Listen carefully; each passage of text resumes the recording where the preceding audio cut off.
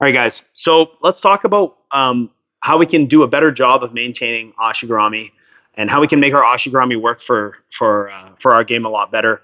If our partner is constantly smashing us, or you feel like you're losing single leg X every time you get there, it's probably one of these big mistakes a lot of people make. Okay, so just double seated. Just take it double seated. Take a look at the wedges that we're going to use when we have Ashi Garami, whether we're seated position or if my partner's standing over me.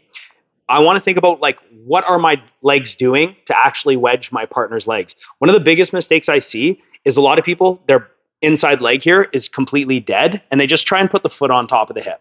Okay? That's not bad, but the problem with this is that I don't have a wedge behind my partner's knee. So when Ethan like starts scooting his leg backwards, basically only my Achilles grip is controlling him. What I want to think about doing is pulling my knee to my chest and having a nice solid connection in behind his knee and hamstring here. So if I do this and now he tries to pull that knee away, you can see how this wedge is stopping my partner from clearing his knee. And then this top knee is on top, so it prevents my partner from coming forward. And then I just bring my foot to the inside and I touch my knee to my ankle. So it's very important that we get this type of wedging action happening against our partner. So let's look at what this might look like standing. So Ashi's situation here. And what you'll see a lot of people do when they're new to these leg entanglement positions is they'll just put the foot on top. And often there'll be a big gap here. See it all the time. Okay. So again, I'm not saying this can't work. I'm just saying that you're not going to have as much control over your partner's knee. Your partner will be able to like move out or move their leg around in different ways where it's not isolated and immobilized. So what I want to do is lift my hips up and I want to think about that scissoring action. So when I'm here, I'm physically pulling my left knee in. A big mistake a lot of people will do here from single leg X is they'll actually push their partner away with their legs, but that actually disrupts my wedges. Let's just pivot here. When I'm here, if I'm pushing my partner away, just pull your leg out here. Just step right out. Like I don't have control of him. I want to think about pulling my knees to my chest. So when my hips come up, now I'm actually pulling him towards me and getting my hips up. So when he tries to pull his knee away here, I have a very nice connection to my partner. You can see that through this connection of my leg and behind Ethan's knee here. Okay. Another thing let's talk about is just our grips. So when we're playing single leg X, a lot of guys in the gi, they'll play pants here and there'll be a big space here. But in a no-gi situation, I don't want any gaps here. I want to really connect my armpit to my partner's leg. I want to think about his foot as a knot on the end of a rope, and I'm creating like a loop that's going to control that knot. So if he tries to pull his foot out, it's going to get caught, okay? So generally what we want to do is by default, we just want to pull our hand up to our shoulder as high as it can go. The more that my hand slides down, the looser the wedge is, and the easier it'll be for him to slip his foot out. So we have a nice strong grip here, okay?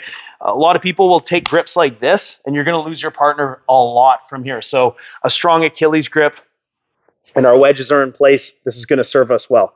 Okay, and my foot connection, let's just pivot.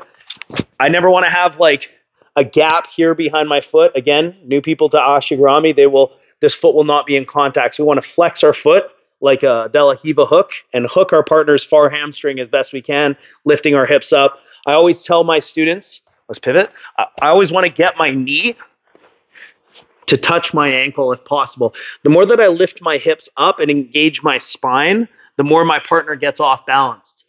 So instead of thinking about like pulling myself up using a hamstring curl, I want to think about just firing my hips up and using my spine. So because in the Ashi Garami versus a standing partner, my main frame is actually my spine, right? Obviously these frames are important, but if my spine is on the mat, you can see this big gap here, just clear the foot, like you're going to get past immediately, right? So I need to make everything strong by engaging my core and my spine. Now when he tries to push that foot off, it's going to be harder because my back is engaged. And the more that I lift my hips up, the more I start to get my partner moving. Okay. So that's just my little spiel on like wedges and the grip that we're using on our partner's leg.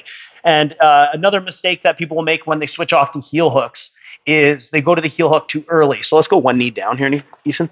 So if we're here and I start throwing my leg over and I see a chance for a reap, this to me is not really a good time to let go of the Achilles grip because I don't really have a strong wedge underneath Ethan's knee. And if I start to go for a heel hook, just turn and pull your knee out, you're going to lose your partner here. So what you really need to do is get your partner's knee facing down, and you're pulling your knees to your chest, and you're in this reap position using your whole body to control. And now when his heel faces up, that's when I will let go of the Achilles grip and go to the heel hook grip, but only here.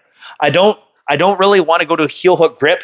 Here, I'm getting excited. I'm starting to get heel exposure, and now he can pull himself out.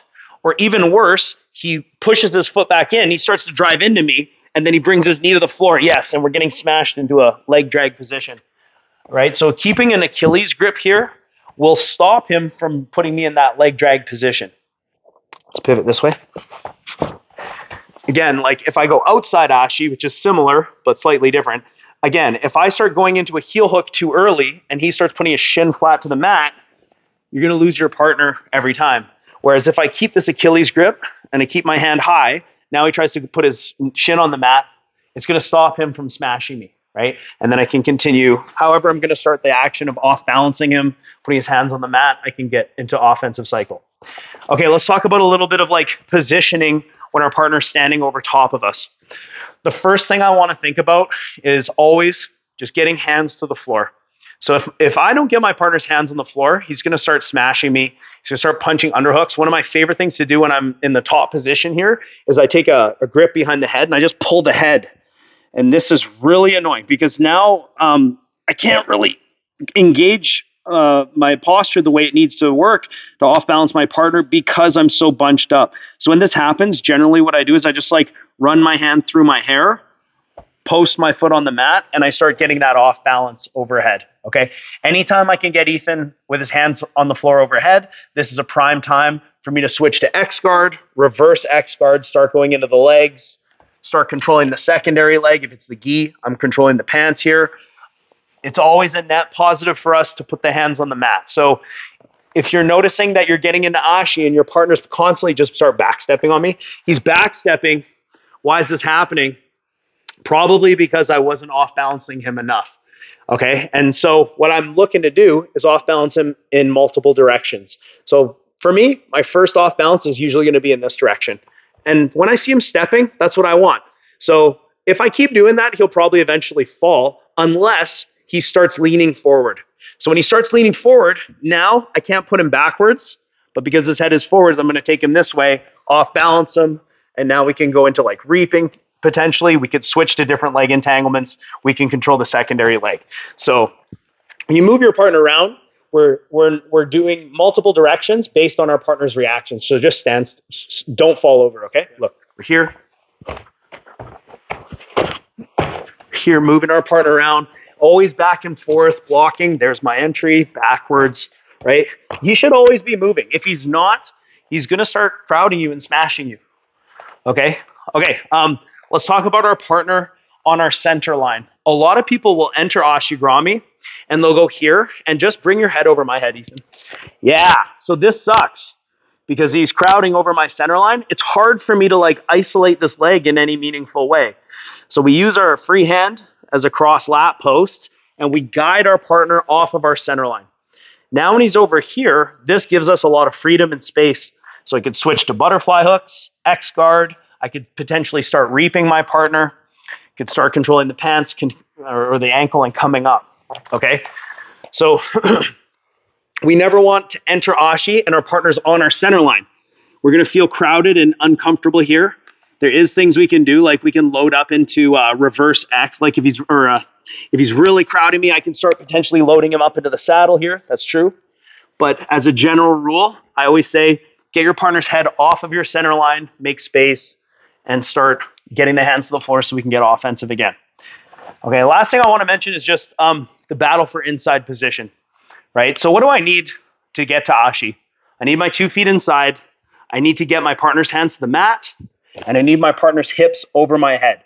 If I can ever do this, I can get into Ashi Garami, right? So a lot of people will ignore the battle for the underhook because now with this tripod passing becoming so popular these days, a lot of people will grab the leg and they'll go to Ashi and their partner punches an underhook and they get to this position, right?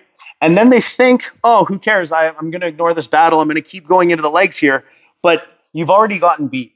This battle cannot be ignored here, this inside underhook, because the more that I try and go for this battle, the more he starts to drop his head to the mat. And now he just takes his leg back and he starts leg pummeling, and I'm getting past here. Okay, so we don't want to ignore this underhook. When we're here and our partner starts punching an underhook on us, okay, do not try to continue to go to Ashi. Get this arm out of here. So what I usually do is I frame, I repummel back inside, and we're good. Or a lot of time this will be from like a Delahiva situation where we're here. I start off balancing him overhead. He punches the underhook, right? And I want to get my foot inside and go to Ashi. But what I really need to do is frame, get my elbow back inside, kip, and now I can break legs back to the inside. So we don't want to ignore this battle for the underhook, especially nowadays. If you're a seated guard player or if you're entering Ashi, everybody's looking to punch underhooks on us and get to the tripod. So one thing that will always save your ass, maybe I'm here in the butterfly guard and Ethan's trying to punch that underhook. Frame here, elbows come inside, then we just take two hands into the armpits and we kip up overhead. So my feet maintain a solid connection to my partner's butt. I'm going to load him up, get his hips over my head, and perfect. We're ready to start going, okay? So these are just some basic like control ideas and some battles that we really want to win to make our Ashi Garami more successful. If you guys like the content, please like, share, subscribe, and yeah, check out my channel for more content. Thanks.